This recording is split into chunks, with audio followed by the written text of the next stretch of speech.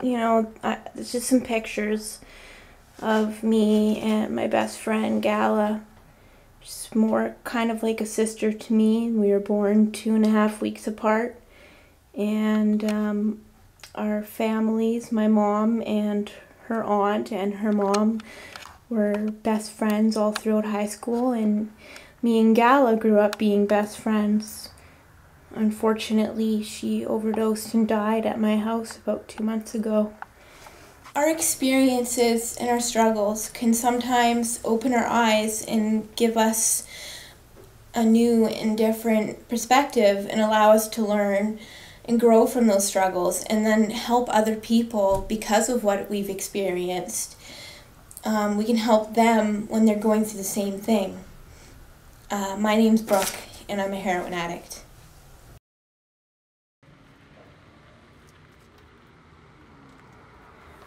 We're here at the Overdose Prevention Room in AIDS Vancouver Island. It's the only room of its kind in the Comox Valley, and it's a much needed service. And we're going to be taking a look inside and talking to Del, who works here. Let's go inside. What does harm reduction mean to you, Del, and why is it so important? Well, harm reduction, it's really complex and very simple all at the same time. Two simple words, harm reduction, and that basically tells you what it is. You're reducing harm. In society, it can be as simple as a seatbelt, or as complex as drug paraphernalia.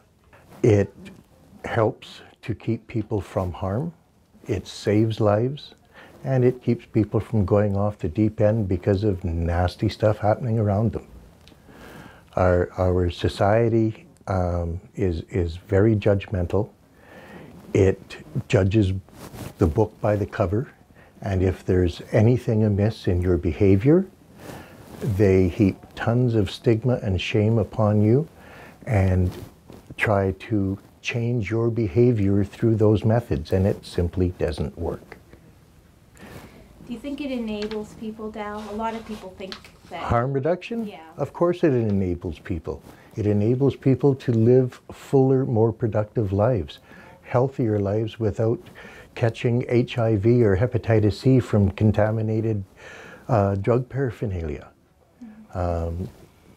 Somebody goes out to have a fun evening and ends up with a life-threatening disease because society can't find a way to look at their behavior in a compassionate manner.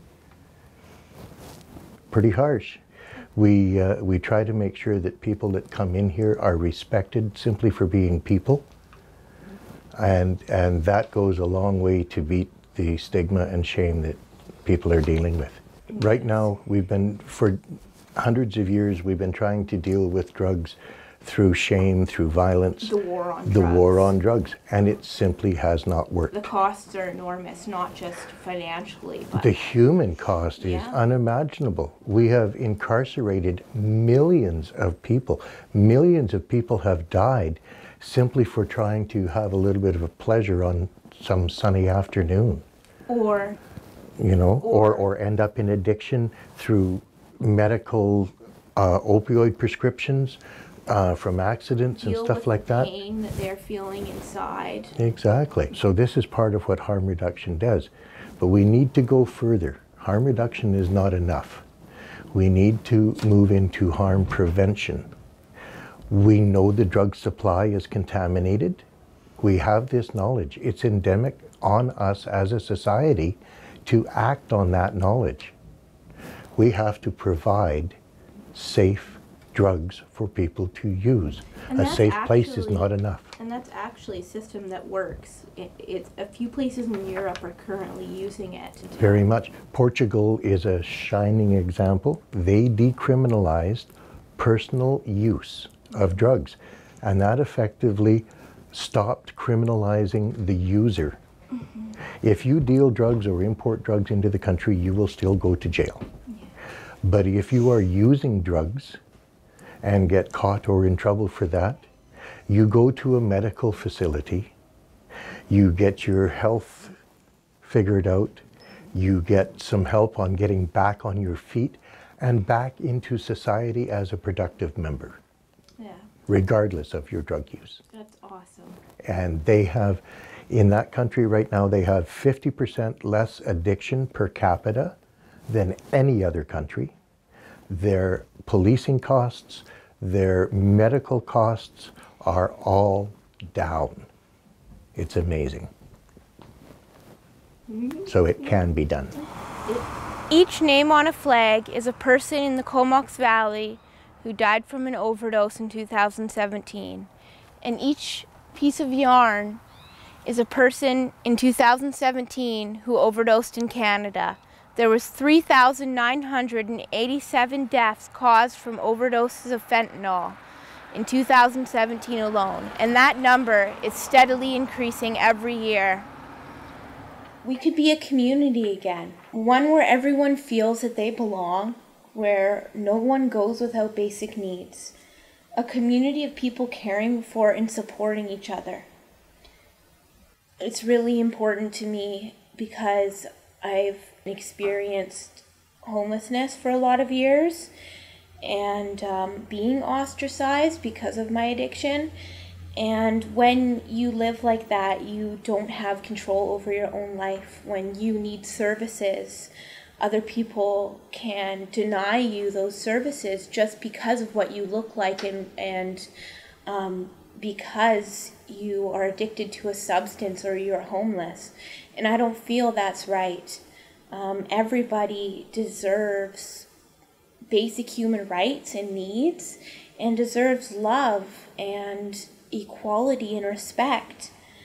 And I think that we need to come and look at addiction and people who struggle with mental illness and addiction and homelessness with compassion and empathy and understanding instead of judgment and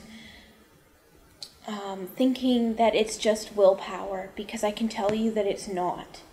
When you have everything taken away from you and every possible consequence given to you and you still use, that shows you that it's not just willpower. Addiction is a disease, but it's so much more complicated than that. If we are going to help people, and this is something that we do need to help because people are dying. Women, children, brothers, sisters, mothers, fathers are dying. We need to change this system into a healthcare system. We need to change this system into something that we are all working together for. So please help me. Help the world. Let's change this.